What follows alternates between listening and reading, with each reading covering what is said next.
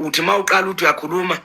kuthiwa uyazelapha ipolitiki abantu angithi maye basixhaphaza ngale politiki kuthiwa awususo politiki wena lana sipolitiki sikhuluma as South African asikhulumi osopolitiki noma sikhuluma indaba yepolitiki sikhuluma into ekhulunywa ubaba uMkhwanazi okufanele ukuthi osenzo umchunu vele zigebengu ubaba uManana lwade ngenela ngiyamuzwa nje lokho ezenze ngathi akayi ANC sikhuluma ngobugebengu angeke besivala umlomo siyabazi bayizigebengu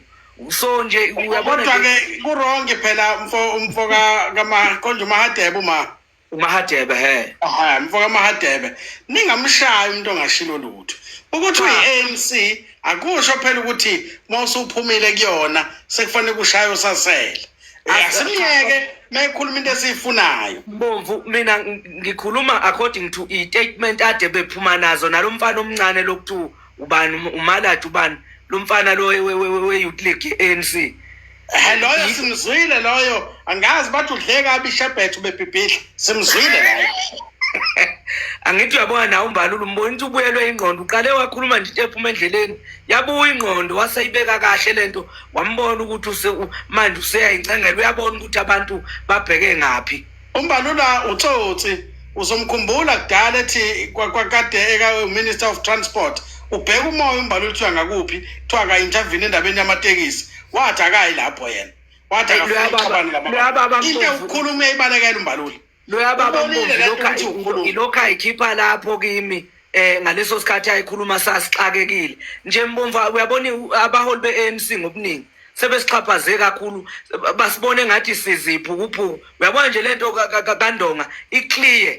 kodwa ke uma befuna ukubona ukuthi ngempela singobani eSouth Africa abathinte nje uNdonga ngendlela abazomthinta ngayo bemthinte kabi uMacingwane washe ekuqaleni wathi ayikhale siyosho ngenye indlela ke kulokhu ngeke sisathi ayikhale ngoba leli gama abalithandanga sesisoshela inyeke manje angeke size sivuma uMkhwanazi ukuthi bemenze intando yabo ngoba befuna ukuqhuba ubugebengu befuna ukuqhuba yonke into yabo so nje we are behind uMkhwanazi mina ngugodole ngedwa angikhulumela abanye ngisemva kaMkhwanazi ngiyokhuluma kuze kube segcineni ngiyabonga amantomela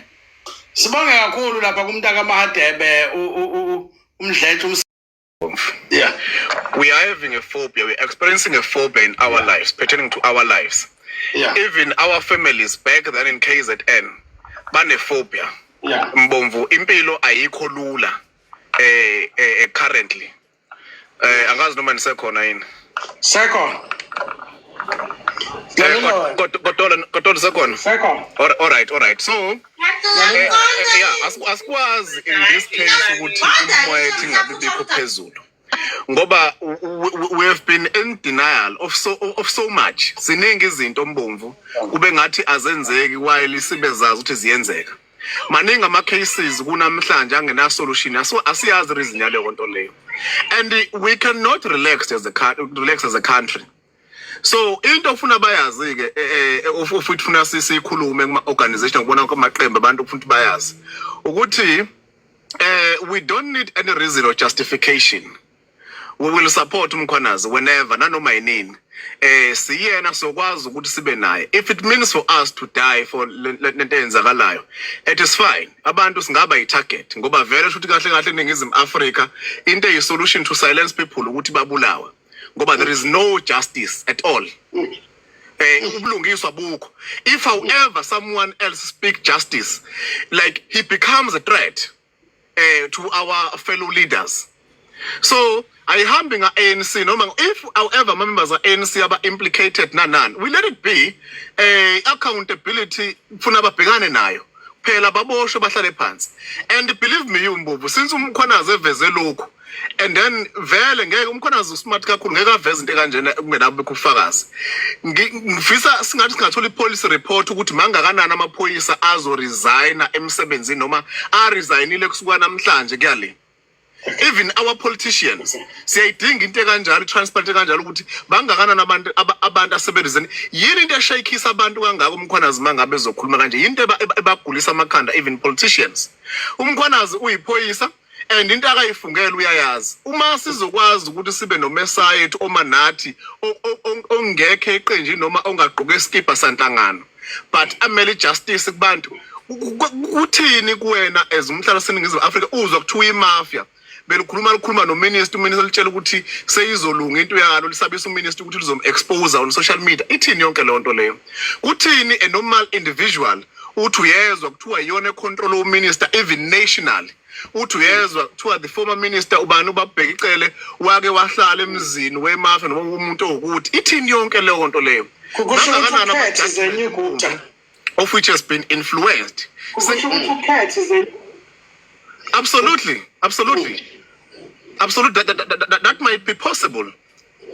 So ithini leyo nto leyo thina ngapha sathi yabona Mbovu awukwazi ukuyoreport e-police station right now ukuthi uMbovu udayisa ama-drugs ngeke ngikwazi ukureport ngoba kunephoyisa elizohamba leyokutshela ukuthi umyezi umfana omnyama lapho namehla amakhulu usefike wazobika lana ukuthi wena Mbovu udayisa ama-drugs sekumele kwenziwe njani they must get rid of me ngoba mina ngidisturba i-process noma izinto zonke ezenzakalayo sibheke phiki sizoba i-country enjani Mbovu of which we can't even trust our SAPS department into esithembele kuyona but akusamele sikwazi ukuyilentozana ukuyithemba ngesimo sokuthi vele ayikho justice Mbovu mawungenamali la eMzansi impilo yakhe ifana nento engekho mangenalo imiliyoni engizolishiya kwenziwe investigation ngokufa kwami into yami izodissolve kube into efana nento engekho egoli thina abantu futhi afuna bayazi thina sikwazi uNatal asifani njengamama province thina siyayithatha decision uANC ulapho khona kunamhlanje it was because of ikwaZulu Natal yathatha isinqumo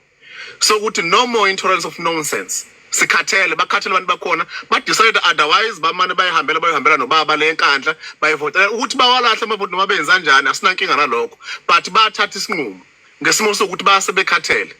so into kumele ukuthi ke inhlangano nenhlangano ezotheklela udaba noma ezokhuluma ngoludaba lolu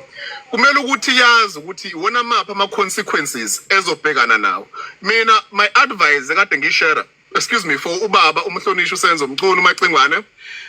aka step down immediate noma resign noma athathe i special leave ahlale phansi investigate ehlele ekhaya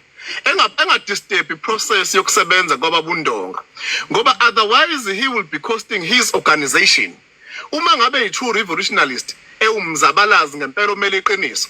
akadedela ukuthi no the truth shall set people of South Africa free. Let me step back currently since there are these allegations because I can see and read ukuthi spirit sabantu imwe yabo is more than alert and iphezulu against iqiniso besethi to save my organization let me step back while the judiciary committee intervene on this matter kuphela. However, if it done so besethi no I'm coming back since this 1 or 2 or 3 has been revealed ukuthi umkhona zoyesiqambela manga into nje ngobaba njengamanje into okufuna yenza umhlonishwa otherwise thina sizobabuka njengabantu abanenkinga abafuna ukudissolve umkhwanazi kwayile umkhwanazi emele thina on the ground ngiyababona bonke nje benza i-leadership ekhona even yakhongolose and enye into kunobaba umhlonishwa lapha okumele thalimele lolu daba lolu ubani ubaba umhlonishwa uThamentulu uMphemba told us ukuthi wathathi iletozana department la SAPS wayifaka ngaphansi kwakhe wathi njengoba esebenza kahle kangaka ubaba uMkhwanazi because of him ngoba yena wayithatha department efaka ngaphansi kwaPremier siyamdinga nawo uPremier ukuthi akwazi ukukhuluma nomphakathi simbone supporter futhi uMkhwanazi nokuthi acindezele ukuthi upresident